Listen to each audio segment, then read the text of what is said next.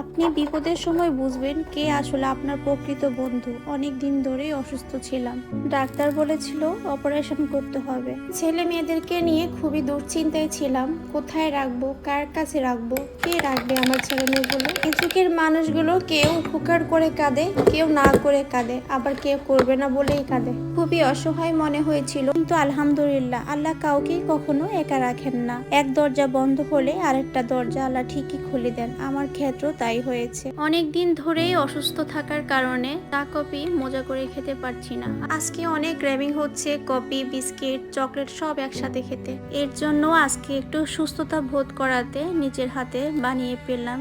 সাথে আবার ছিল নিজের হাতে বানানো ড্রাই কেক।